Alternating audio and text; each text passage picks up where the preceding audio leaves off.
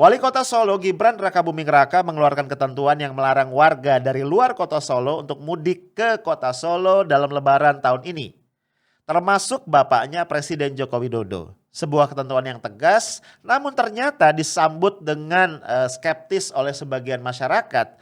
Karena mereka melihat justru dalam banyak agenda-agenda presiden sebelumnya terjadi pelanggaran prokes yang sangat nyata dan tidak ada tindakan apa-apa.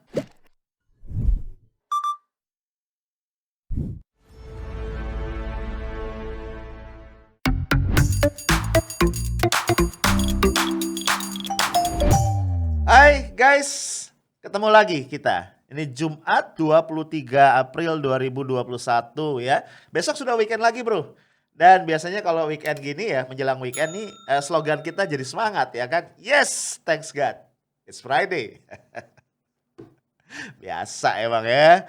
Dan ini juga sekaligus adalah puasa Ramadan kita di hari yang ke-11 ya. Kita akan mulai masuk nih ya, sudah mulai masuk di etape 10 hari yang kedua. Of course harus lebih digenjot ya semangatnya. Supaya kita bisa jalani etape kedua ini dengan lebih baik lagi ya dibanding etape pertama, 10 hari pertama kemarin ya.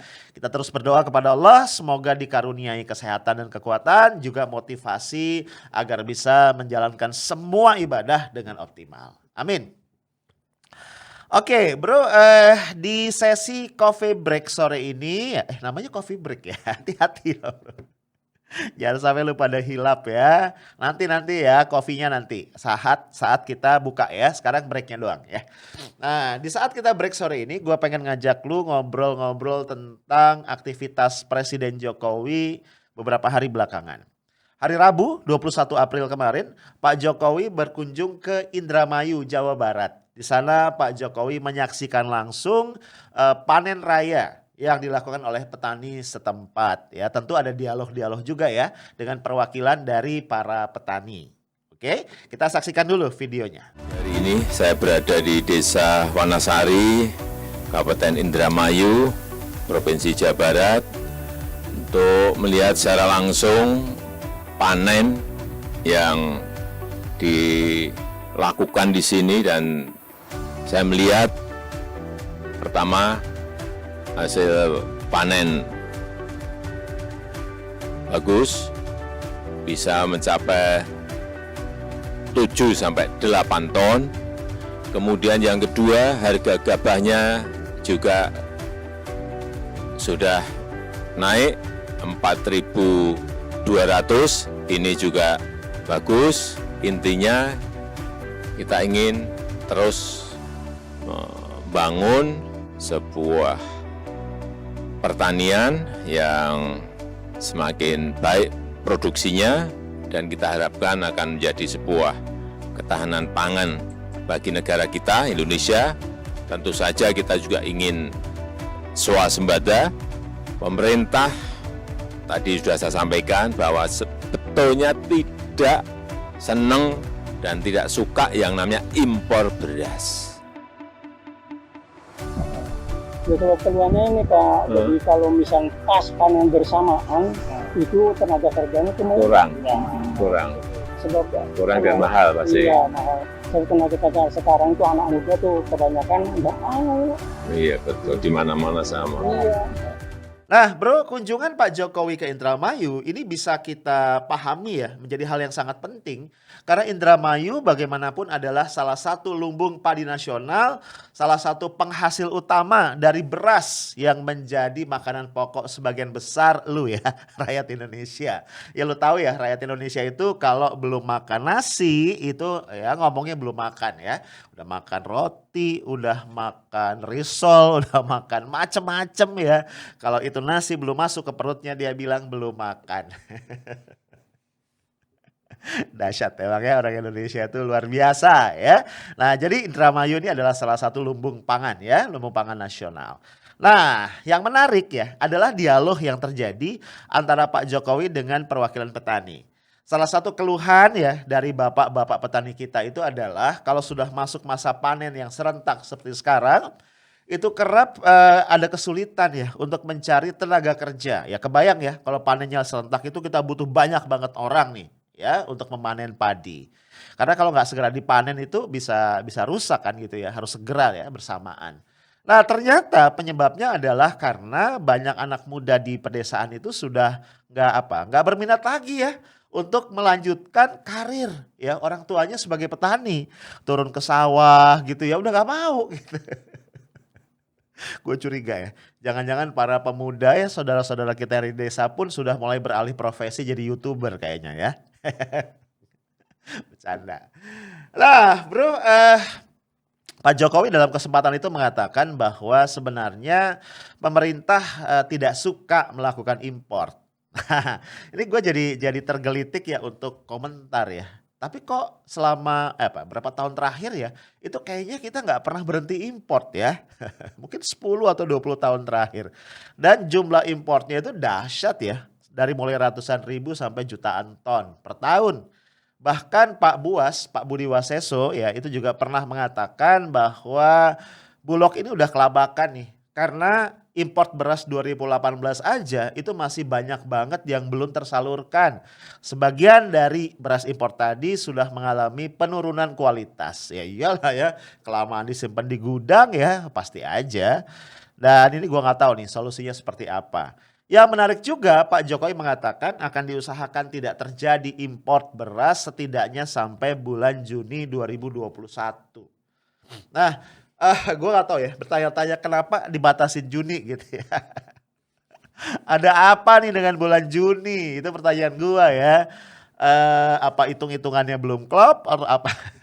Ini spekulasi jahil aja. Karena mestinya ya bayangan gua ya, visi pemerintah itu adalah menghentikan import beras selama-lamanya. Nah, gitu ya. Itu bayangan gua. Ya kalau Pak Jokowi nggak bisa mewujudkan itu ya gimana ya.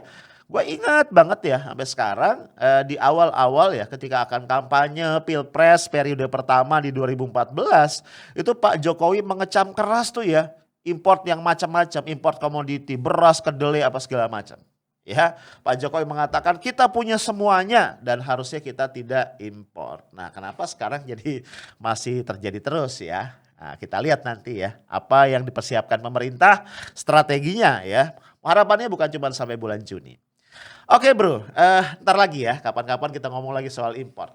Tapi yang sebenarnya menarik juga adalah kita kembali flashback ke video tadi ya. Ini gua kasih screenshotnya.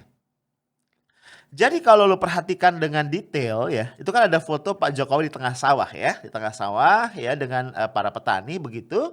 Lalu lihat di belakang. Memang agak samar-samar ya, tidak terlalu jelas. Tapi sebenarnya kelihatan bro. Itu adalah kerumunan massa. Iya gak? Ya jadi ini kayak orang lagi nonton Pak Jokowi di tengah sawah bareng sejumlah petani. Nah petani atau warga desa yang lain itu nampaknya berkerumun di belakang ya. Dan kalau sudah begitu gue yakin tuh gak ada prokes ya. Apalagi social distancing. Ya mungkin ada lah sebagian yang pakai masker ya atau pada pakai masker. Tapi social distancing udah pasti gak ada. Lah, kenapa ini gua angkat bro? Gua pengen bilang begini ya. Kenapa ya kita itu nggak kunjung belajar dari pengalaman, dari kesalahan-kesalahan sebelumnya? Ya sudah terjadi berkali-kali kan. Presiden berkunjung ke daerah, kunjungan kerja, itu udah pasti ya akan memicu kerumunan. Dan ini perlu dimitigasi dengan baik. Kalau enggak ya percuma kita bicara prokes, kita bicara penanggulangan COVID gitu. Akhirnya orang joknya apa? Jokowi datang, COVID minggat. Nanti Jokowi pulang, COVID datang lagi. Ya seolah-olah ya si virus COVID-19 di Indonesia itu pinter banget ya. Segitu pinternya bisa ngebedain event. Jadi kalau event ada presiden, dia nggak boleh datang. Kalau event gak ada presiden, maka si virus tadi akan datang. Terutama kalau event-eventnya itu ya Habib Rizik Syihab. Nah itu kayaknya virus COVID tuh sangat demen banget tuh berkunjung katanya begitu ya. Lah bro kita tahu ya yang terdekat aja lah. Beberapa waktu yang lalu ya waktu Pak Jokowi kunjungan ke NTT ya. Dalam konteks peresmian satu bendungan di Maumere, Sika, sekaligus juga meninjau food estate di sana, itu terjadi kerumunan yang dahsyat ya dari warga setempat. Itu dipersoalkan oleh publik dan kemudian istana dengan enteng saja ngeles mengatakan ini adalah aksi spontan dari warga yang tidak bisa atau luput diantisipasi. Ya kalau gue dibilang spontan, ya to be honest kita susah menerima ya. Karena lo lihat di kerumunan itu Pak Jokowi keluar dari sunroof mobilnya, ya dadah-dadah, kemudian melempar-lemparkan bingkisan. Iya sih katanya Pak Jokowi sudah minta agar warga menegakkan prokes ya, dengan ngasih isyarat supaya pakai masker ya. Ya tapi oke lah maskeran, tapi kan tumplek-bleknya itu loh ya. Nah kemudian gak lama berulang lagi kembali di NTT. Ya kemarin ini waktu Pak Jokowi meninjau bencana. Pak Jokowi jalan ya di wilayah-wilayah yang terdampak bencana. Kemudian kita lihat warga mengitarinya padat. Foto-foto. Wih gila ya. Jadi kayaknya warga melupakan sejenak penderitaan mereka karena bencana. Nah poin gue adalah kita gak belajar.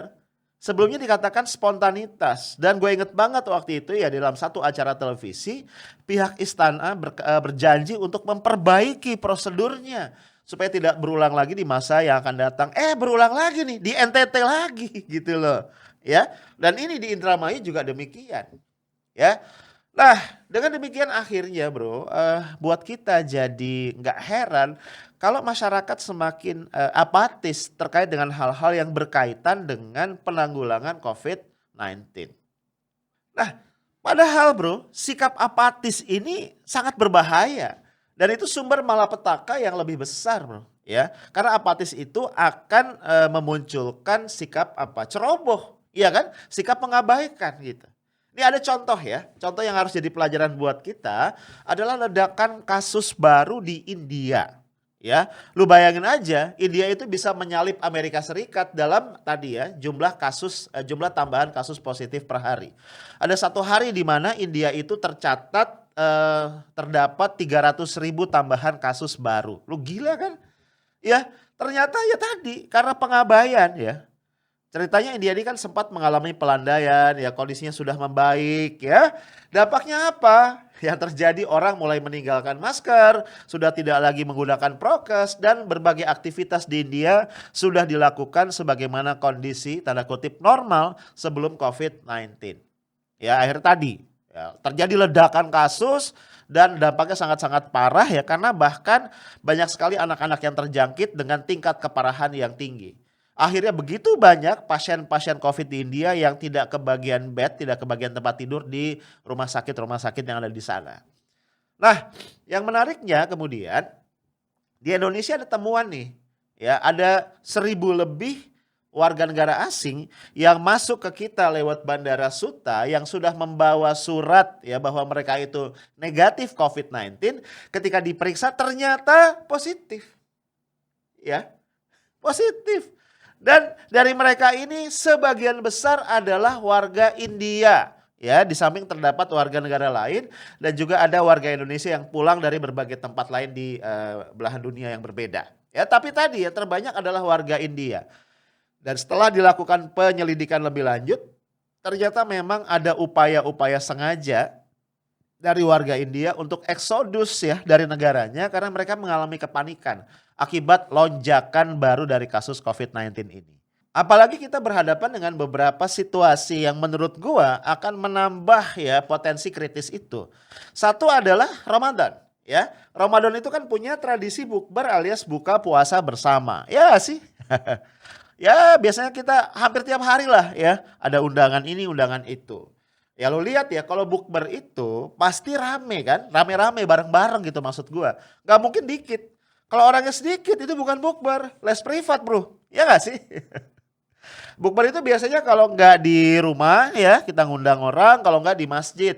Atau di mana? Di mall atau restoran. Ya apalagi Pemprov DKI sudah mengatakan bahwa mereka mengizinkan warga yang akan bukber tadi di mall atau di resto. Ya.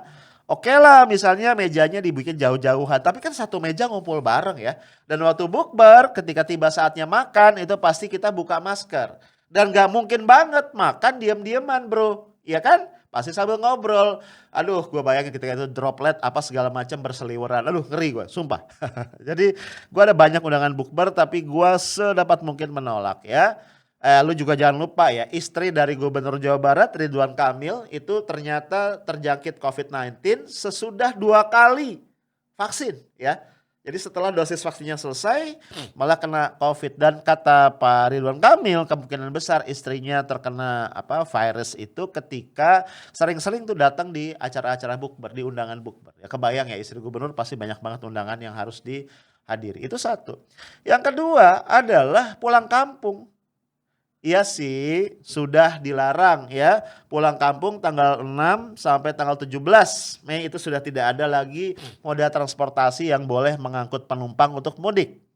Dan kemudian diperketat ya, dari mulai kemarin tanggal 22 sampai tanggal 5 Mei dan juga tanggal 18 sampai tanggal 24, walaupun masih ada celah diperbolehkan, tapi para penumpang ya yang akan menggunakan transportasi umum itu harus menunjukkan surat ya, bukti bahwa mereka bebas COVID, hasil swab atau yang sejenisnya maksimal 1 kali 24 jam sebelum keberangkatan. Ya, tapi gue yakin namanya orang Indonesia ya, celah-celah kayak gitu ada aja ya bro, cara untuk memanfaatkannya. Nah, ini gue khawatir nih akan menjadi lonjakan COVID berikutnya. Nah, bro, satu lagi ya yang gue lihat apatisme warga itu juga disebabkan karena fakta yang ada di depan mata mereka. Ya kita tahu misalnya ketika pemerintah mengetatkan menutup pintu gerbang Indonesia dari masuknya warga asing, ya tahun 2020 yang lalu itu masuk 500 TKA asal Cina ke Konawe, Sulawesi Tenggara.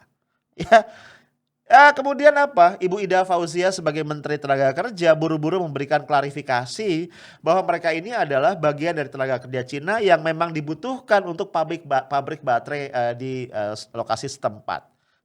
Maksud gua, aduh ya ini jadi gak enak ya. Pertanyaan gue, apa iya ya teknologinya sekomplikated itu sehingga gak ada warga negara Indonesia yang mampu melakukannya? Terus yang kedua, apakah se-emergency itu sehingga diberikan pengecualian ketika kita menutup pintu terhadap warga asing untuk masuk ke Indonesia?